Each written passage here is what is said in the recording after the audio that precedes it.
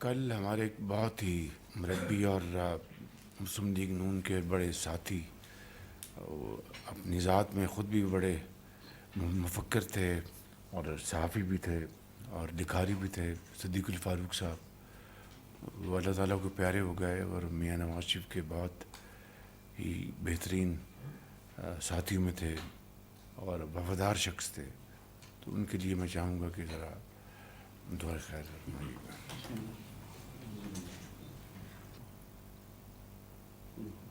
اسی طرح کل ضلع کرک میں جو پولیو کی خاتمے کے لیے جو ہماری ٹیمیں نکلی ہوئی دن رات وہ کام کر رہی ہیں کرک میں، وہاں پہ ایک پولیس کا ایک سپاہی شہید ہو گیا، ایک زخمی ہو گیا، ہم پولیو کا ورکر. تو اس طریقے سے یہ بڑی بدقسمتی ہے کہ پولیو جو کہ دنیا میں ہر جگہ اس کا خاتمہ ہو چکا ہے ماں سوائے پاکستان اور افغانستان کے،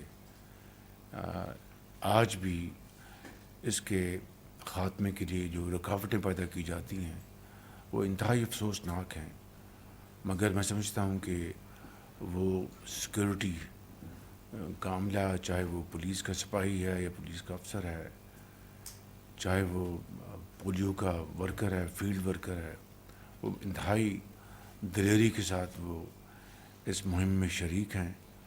تو میں سمجھتا ہوں کہ جو پولیس کا سپاہی شہید ہوا اس کے لیے بھی ذرا دعا مانگی جائے.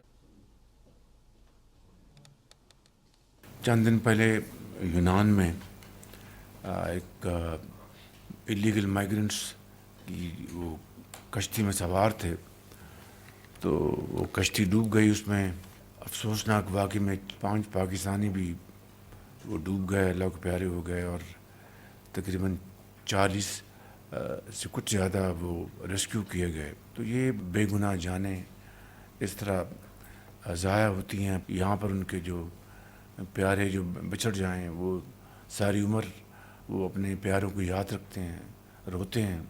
بدقسمتی سے ایسا واقعہ جولائی 2023 میں بھی ہوا تھا، جس میں آپ کو یاد ہوگا تقریباً 260 پاکستانی اسی جگہ یونان میں کشتی میں ڈوب گئے تھے، اور سب سے زیادہ تعداد پاکستانیوں کی تھی. تو اس کے اوپر اس وقت ہم نے بڑی گہرائی میں جا کر فیصلے کیے تھے، اور چاہے وہ فارن آفس سے تعلق رکھتے تھے، چاہے وہ انٹیریئر منسٹری سے، چاہے وہ لا منسٹری سے، چاہے وہ اوورسیز سے، تو ہم نے ایک بہت ہمہ گیر ایک فیصلے کیے. تو یہ میں سمجھتا ہوں کہ ایک بہت ایک سیریس چیلنج ہے.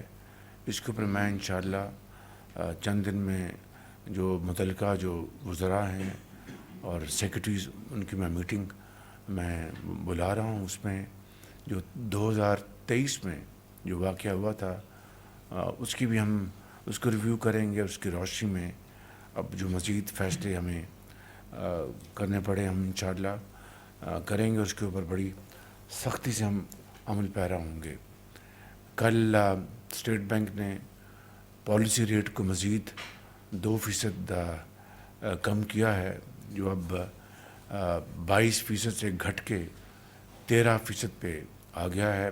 یقیناً یہ کاروبار کے لیے، صنعت و حرفت کے لیے، زراعت کے لیے، ایکسپورٹرز کے لیے، سرمایہ کاروں کے لیے بہت ایک خوشائند بات ہے، اور اس سے ہمیں امید ہے کہ ہماری جو پیداواری، جو ہماری جو قابلیت ہے وہ بڑھے گی، اور سرمایہ کاری بڑھے گی، اور اس سے پاکستان کی اکانومی کو انشاءاللہ بڑا بھرپور فائدہ ہوگا.